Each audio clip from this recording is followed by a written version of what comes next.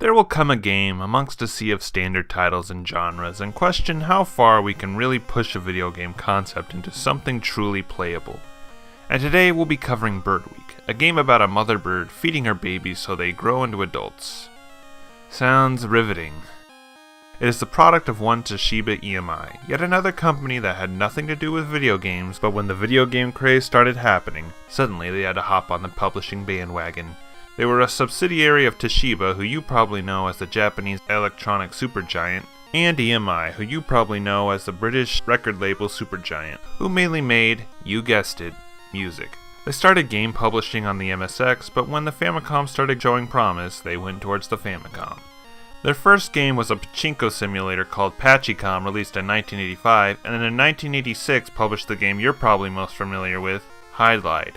Sorry I never brought them up before. Pachicom was a pachinko game, and Hydlide had enough history to skip out on Toshiba. They surprisingly published games for a long time, all the way up until 1999, which either meant they were making successes or Toshiba and EMI kept them funded.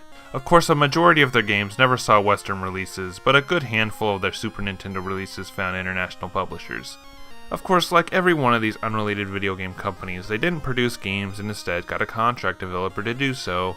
This time someone new to the Famicom. They were called Lennar Corporation, who are a company with some interesting history, as they were headed by one Junichi Mizutari, who worked on a few games for Namco.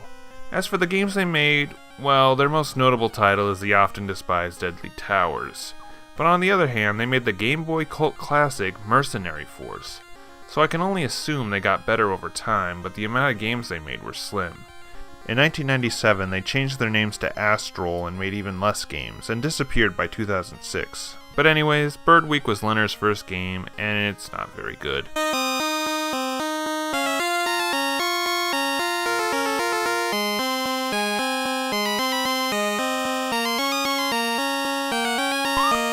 I did say before that this game would be genre pushing, but that was pretty much a lie. It's about as simple as a Golden Age arcade game. You play a mother bird who must feed her babies butterflies when they get hungry, but nothing can go smoothly today because eagles, flying squirrels, and rat dogs are trying to stop you. Once your babies grow up, it's on to the next level. I'm glad I had a lot to talk about with the two companies involved because I really got nothing else to say. There's also something called Study Game, which serves as a practice mode where you can choose any level you liked. This, combined with the simple gameplay and innocent concept, makes me want to say this would be a good contender for a children's game. If it weren't for the fact controlling the mother bird is really wonky. You can move her up and down normally, but if you press right or left she keeps pace, if not she flies down. So controlling her is kinda like driving a car. You gotta keep your hands on the wheel at all times.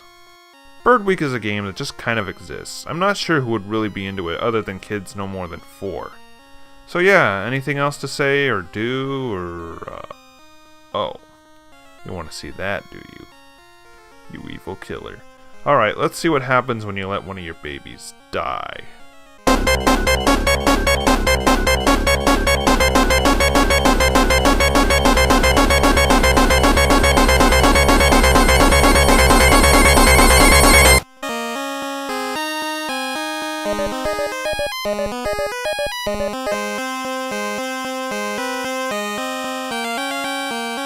So they die, yet immediately come back to life?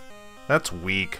It's like Lennar had some balls to make a game full of cheer and bliss, but with a grim ending if you don't succeed, but didn't want to go too far, so they just come back to life immediately after death. At least the 3-year-olds won't be traumatized.